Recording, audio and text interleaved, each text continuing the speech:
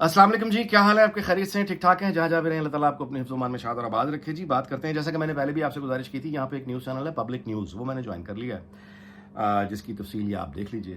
तो ये जुमे, हफ्ते और इतवार की रात 10 बजे ये प्रोग्राम नशर होता है। लेकिन ज़ाहिर है कि शोज़ वगैरह आजकल की बिज़ी ज़िंदगी में या न्यूज़ चैनल्स वगैरह देखना मुमकिन नहीं होता ज़्यादा लोगों के लिए, वीलॉग्स देखने वाले ख़ास तौर पे। तो मैं उसकी जो इम्पोर्टेंट बातें हैं वो कभी-कभी यहाँ उस शो की कर देता हूँ। तो कल जो इंटरव्यू मैंने किया वो राना सनाउल्लाह साहब का किया, जो नशर हुआ रात 10 बजे। उसके जो इम्पोर्टेंट आप कहिए जूस या मोस्ट इम्पोर्टेंट चीज़ें, वो मैं आपके मुख्तसर करके यहाँ बयान कर देता हूँ, और जो मेरे तासुरात हैं वो भी मैं गोशगुजार कर देता हूँ। पहली बात तो ये है कि राना साहब ने एक सवाल का जवाब देते हुए, मतलब मैंने उनको ये कहा कि पहले जो पीटीआई पावर में आई थी उस वक्त तो आप भी जानते हैं कि डिफरेंट एनवायरनमेंट था ना, ये लाडले थे, ये लाड प्यार में इनको कभी वो तपती धूप नहीं लगी थी, इन्होंने कभी उस तरह मारें नहीं खाई थी, इन्होंने कभी, ये तो बेसिकली एक, तभी इनको बर्गर कहा जाता था वगैरह वगैरह। जब ये आए पावर में तो जाहिर है इन्होंने पोजीशन के साथ जो किया वो किया, सबने देखा। अब अगर वो पावर में आ गया, खासतौर पे इमरान खान, यानी उसकी जमात भी और वो खुद भी अगर पावर में आ गया, तो अब तो वो यानी कैद हो, सख्तियाँ हों, जो रवायती तौर पे सियासतदान यहाँ भुगतते आए हैं, अब वो उससे गुजर भी रहा है, उसके कारकुन भी गुजर गए हैं सख्तियों से। तो पहले तो लाडले थे तो आपके साथ ये किया था, अब जब वो ये गुस्सा लेके वापस आएगा तो फिर क्या होगा? उस पे उनका जवाब ये था कि ये जो आप बात कर रहे हैं ये बिल्कुल ये हमारे यानी ज़ेर गौर है, हम सब इस बात को समझते हैं, यानी ये एहसास हम सब के अंदर मौजूद है कि पहले तो ये इमरान खान के साथ या पीटीआई के कारकुनों के साथ हुआ ही कुछ नहीं था, हमने तो कुछ ये किया ही कुछ नहीं था, उसके बावजूद उसने आके हमें टांग दिया। अब अगर ये आया तो ये अपना गुस्सा किस तरह निकालेगा? अच्छा, उस पर उन्होंने ये कहा कि इमरान खान जो है ये 2018 के बाद भी हमने तो यही कहा था कि जैसे भी तुम आ गए हो आए मिसाके मईशत करते हैं, इसने इनकार कर दिया। और इसने एक दोस्त मुल्क के दौरे पे गया, वापस आके इसने बयान दिया कि वहाँ पे तो उसको इतनी पावर्स हैं, वो जिसको जी चाहे टांग दे, और उस तरह की पावर्स पाकिस्तान में अगर मेरे पास हो तो मैं यहाँ 500 बंदों को लटका दूँ। तो राना सनाउल्लाह ने कहा वो जो 500 बंदे जिनको उसने लटकाना था, जिस ख्वाहिश का ये इजहार कर रहा था कि उनको उसने, वो 500 बंदे हम ही थे, हमको ही इसने लटकाना था, और वाकई ये उस वक्त लटकाना चाह रहा था जब इसके साथ हुआ ही कुछ नहीं था। लेकिन अब अगर ये आ गया इस तमाम यानी लगेज के साथ, बैगेज के साथ, कि फलां को साथ ये हुआ, फलां को ये हुआ, फलां धांधली हुई है, फलां ये हुआ, अब ये गुस्से के साथ जब आएगा तो अब ये क्या करेगा?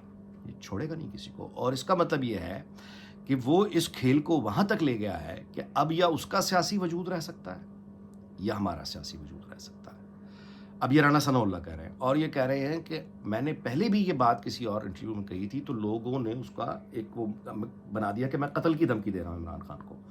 उन्होंने वजाहत की कि मैं कत्ल की धमकी नहीं दे रहा, मैं उसके जो रवैया इमरान खान का है उसके मुकाबले में जो फितरी रद्द-ए-अमल पैदा होता है, मैं उस रद्द-ए-अमल की बात कर रहा हूँ। बिल्कुल ठीक बात है ये। अब मैं यहाँ पे इस इंटरव्यू को ज़रा पॉज कर दें और आप थोड़ा अरसा पीछे चले जाइए, कुछ दहाइयाँ। जुल्फ़िकार अली भुट्टो और जनरल ज़िया-उल हक का क्या प्रॉब्लम बन गया था? यही था। इससे पहले हज़ारों साल की तारीख क्या बता रही है कि ट्रांसफ़र ऑफ पावर या तो किसी असूल ज़ाब्ते आइन के तहत हो जाएगा तो पुरअमन हो जाएगा, वरना फिर तलवार इसका फैसला करेगी, बंदूक इसका फैसला करेगी। बादशाह बादशाहों के साथ क्या करते हैं? गर्दन उड़ाया करते हैं, क्योंकि एक म्यान में दो बादशाह नहीं रह सकते, एक म्यान में दो तलवारें नहीं रह सकती, दो बादशाह नहीं होते।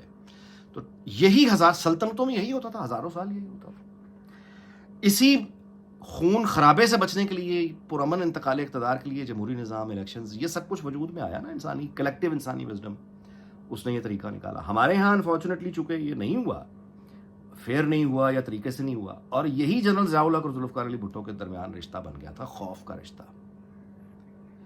कि वो बात यहां तक चली गई थी, यानी ज़िया-उल हक ने भी आखिरी दर्जे की बगावत कर बैठा, वो माशाल्लाह लगा दिया। लेकिन उसके बाद अगर कोई वापसी का रास्ते थे तो वो जुल्फ़िकार अली भुट्टो साहब ने फिर बंद कर दिए, या उनके सपोर्ट बेस ने बंद कर दिए, क्योंकि उस जमाने में जुल्फ़िकार अली भुट्टो की सपोर्ट बेस जब रास्तों सड़कों पे निकली तो वो इतनी तादाद में लोग निकले कि वो सभी हैरान हो गए। उसको देख के भुट्टो साहब ने ज़ाहिर है कि कैलकुलेट किया कि मुझे कौन हाथ लगा सकता है, मुझे कौन क्या कर सकता है। लेकिन वहां जनरल ज़िया-उल हक इस जेन्युइन खौफ में आ गया हुआ था कि अगर भुट्टो साहब किसी तरह बच गए तो ये मुझे नहीं छोड़ेंगे। अब ये जिंदगी मौत का मसला बन गया हुआ था, यानी अब वो सियासत या वो कुछ और नहीं था। आर्टिकल 6 की बात जब भुट्टो साहब ने की तो उस गद्दारी की सजा मौत थी, اور وہ ظاہر ہے کہ جنرل ضیاء کو پتہ چل گیا تھا کہ اب یا تو میں ہوں یا یہ ہے. بندوق کس کے ہاتھ میں تھی؟ آگے پھر کیا ہوا؟ تو میں بہت افسوس اور بڑی تشویش کے ساتھ یہ بات کر رہا ہوں کہ عمران خان سیاست کو جتنا سے ذاتی اب معاملہ بنانے میں وہ کامیاب ہو گیا ہے عمران خان. اور اس کی کامیابی کی دلیل یہ ہے کہ اس کے مقابلے میں جو بھی لوگ ہیں وہ ان کے لیے اب یہ سیاست نہیں رہی.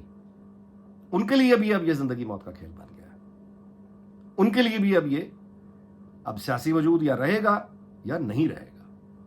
یہ ہے اصل بات جو عمران خان نے پیغام بڑی کامیابی سے نون لیگ کے دل میں اتار دیا ہے. پیپلز پارٹی بھی ٹھیک ہے لیکن وہ سندھ وہ عمران خان کو اتنا انٹرسٹ وہاں ہے نہیں. بٹ یہاں پہ وہ کنڈیشن ایک طرح کی عمران خان نے بد نصیبی سے بنا دی ہوئی ہے کہ دوسرے کھلاڑی کو یہ احساس ہو گیا کہ یہ اگر آ گیا تو اب یہ میرے لیے سیاست نہیں ہے, یہ تو اس سے آگے کی بات ہے زندگی. تو جب یہ والا معاملہ بن جائے کہ انسان اپنی جان ہی بچانے پر آ جائے تو پھر تو وہ کسی بھی حد تک جائے گا, کچھ بھی کرے گا. اپنی جان بچانے کے لیے پوری دنیا کے قانون ہے یار, آپ سیلف ڈیفenس میں دوسرے کو مار تک سکتے ہیں. پھر تو یہ کامیابی نہیں ہے عمران خان کی, یہ پی ٹی آئی کی کامیابی نہیں ہے. یہ بڑی بھیانک بات ہے, اس کے بڑے بھیانک نتائج. خیر آگے چلتے ہیں. دوسری جو رانا ثناء نے بات کی وہ یہ کی کہ دیکھیں جی اسٹیبلشمنٹ کے ساتھ مل کے کوئی بھی سیاسی جماعت دوسری سیاسی جماعت کو نہیں ختم کر سکتی. میچور بات ہے نا. انہوں نے کہا کہ جس طرح اسٹیبلشمنٹ کے ساتھ پی ٹی آئی ملی ہمیں ختم نہیں کر سکی, ہم اسٹیبلشمنٹ کے ساتھ مل کے پی ٹی آئی کو ختم نہیں کر سکتے. تمام سیاسی جماعتیں مل جائیں وہ اسٹیبلشمنٹ کو ختم نہیں کر سکتی. اسٹیبلشمنٹ تمام سیاسی جماعتوں کو ختم کرنا چاہے نہیں کر سکتی. حل کیا ہے؟ وہ اکٹھے بیٹھ کے آگے یعنی نکلنے کا کو ایگزسٹنس جو آئین پاکستان کے اندر موجود ہے. ہم سب زندہ رہ سکتے ہیں, ہم سب اپنے اپنے طور پر ملک کی بہتری کے لیے کام کر سکتے ہیں. ضروری نہیں کہ ہمیں ایک دوسرے میں سے کسی پہلے ایک کو مٹانا ہوگا اس کے بعد ملک کے لیے کام ہوگا. اس سوچ سے, قبائلی سوچ سے, سلطنتوں کے زمانے کی بادشاہوں کی سوچ سے, جہالت کی سوچ سے, غاروں جنگلوں کی سوچ سے ہمیں نکلنا ہوگا, آگے نکلنا ہوگا. دوسری بات جو جی اس میں انہوں نے کی, جیسا کہ میں نے آپ سے گزارش کی, انہوں نے یہ کہا جو امپورٹنٹ بات تھی, انہوں نے کہا کہ چونکہ سیاستدان ہے, میں نے تو ان سے پوچھا, میں نے کہا جی یہ بتائیے کہ آپ کی پارٹی کا بیانیہ تو پٹ چکا ہوا ہے ہی نہیں, بلکہ کچھ اینٹی اسٹیبلشمنٹ اگر اب آپ لے کر آئیں گے بیانیہ تو وہ تو عمران خان جس انتہاؤں کو اینٹی اسٹیبلشمنٹ لے گیا ہے, کوئی دوسری پولیٹیکل پارٹی نے آگے تو کیا جانا, وہ تو وہاں تک بھی نہیں پہنچ سکتی. تو اب اینٹی اسٹیبلشمنٹ والا آپ کے ہاتھ سے کارڈ ہمیشہ کے لیے جا چکا ہے. دوسرا جو چیز ہے وہ پھر ڈیولپمنٹ ہے. تو کیا بیانیہ آپ بنائیں گے؟ اور یہ کہ وہ لوگ جو ذمہ دار ہیں اس آپ کے میڈیا پالیسی بنانے کے, جنہوں نے خوار کر دیا, ظاہر ہے وہ کچھ لوگ ہوں گے, ان کا کوئی نام ہوگا, تو اس ٹیم کو بدلنا ہے یا اسی کے ساتھ گھسیٹتے ہوئے آگے جانا ہے.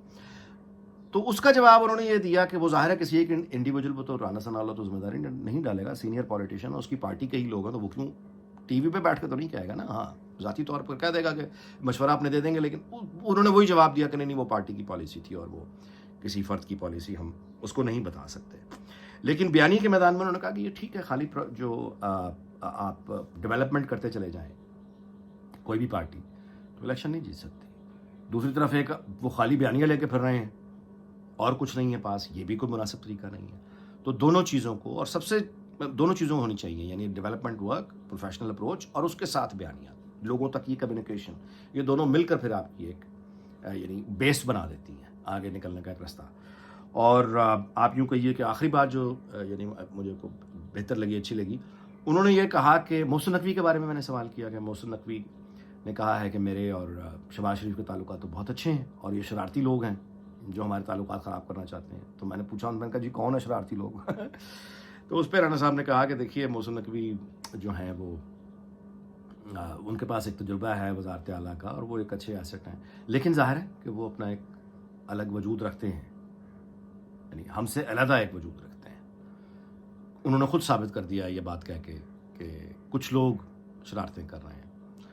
اچھا, اب یہ جو بات ہے کہ محسن نقوی نے, میں نے یہ بھی کہا کہ وہ تو کہتا ہے کہ مجھ سے وزارت داخلہ اگر لے لی جائے, دونوں عہدوں میں سے کوئی ایک عہدہ رکھا جائے تو میں چیئرمین پی سی بی کو ترجیح دوں گا.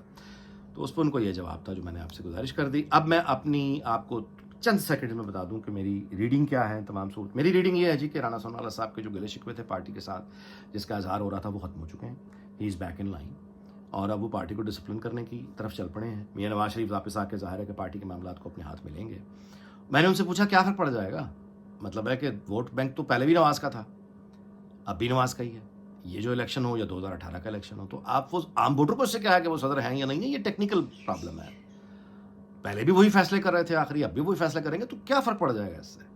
اس پہ وہ کہنے لگے کہ ماضی کا تو ہمیں کو پچھتاوا نہیں، ہاں، اور وہ کہنے لگے فرق بھی زیادہ خیر نہیں پڑے گا، لیکن پہلے یہ تھا کہ فیصلے اپروول کے لیے ان کے پاس جاتے تھے، اب وہ فیصلوں کے اندر مشاورت میں بھی شریک ہوں گے، اس طرح کی انہوں نے کوئی بات کی. لیکن لگ یہ رہا ہے کہ رانا صاحب ہم جلدی ان کو شاید مرکز میں کوئی عہدہ سنبھالتے ہوئے دیکھیں، اور یہ خبر بالکل نہیں ہے، میرا گمان ہے، بالکل غلط ہو سکتا ہے، لیکن مجھے لگتا ہے ایسے ہے کہ شاید یہ دوبارہ مشیر داخلہ ہی ہوں اور محسن نقوی جو ہیں وہ ممکن ہے کہ چیئرمین پی سی بی. اچھا، اس کی وجہ کیا ہے؟ رانا صاحب جو ہیں یہ وہ 16 مہینے کی پی ڈی ایم کی حکومت تھی، اس میں یہ داخلہ کی امور ان کے پاس تھے، رانا ثنا کے پاس، اور وہ جو 16 مہینے تھے ان میں جو جس طرح کی پکڑ دھکڑ یا پی ٹی آئی کے سخت جو وہ تھے وہ اس طرح سے نہیں ہو سکا. اسلام آباد پہ حملے ہوتے رہے، آپ کو پتہ کورٹس نے جو ریلیف دے دی وغیرہ وغیرہ. میرا خیال ہے یہ رانا صاحب کی وہ پرفارمنس ہے 16 مہینے کی داخلہ کی، جس کی وجہ سے اس دفعہ ان کو اسٹیبلشمنٹ نے شاید پسند نہیں کیا کہ یہ، کیونکہ یہ نرم مزاج یا سیاسی مزاج رکھتے ہیں، اس کی جگہ محسن نقوی تاکہ ٹھوک کے رکھے اور وہ سختی کرے. لیکن رانا صاحب کے جو خیالات ہیں کہ وہ اب اس بات پہ یقین رکھتے ہیں کہ یا تو ہمارا سیاسی وجود رہے گا یا ان کا سیاسی وجود رہے گا. ممکن ہے کہ اس چینج آف ہارٹ کے بعد کوئی دوبارہ سیٹلمنٹ ہو جائے اور دوبارہ داخلہ کی ذمہ داری رانا صاحب ہی سنبھال لیں. میں اس طرف خیال ہے، کوئی خبر نہیں ہے پلیز. اچھا جی، اس دعا کے ساتھ کہ اللہ تعالیٰ پاکستان اس کے تمام ہمسایوں دنیا بھر کو شاد اور آباد رکھے. آپ سے اجازت چاہتا ہوں، اگلے ویڈیو میں ملاقات ہوگی. اپنا بہت خیال رکھیے گا. اللہ حافظ.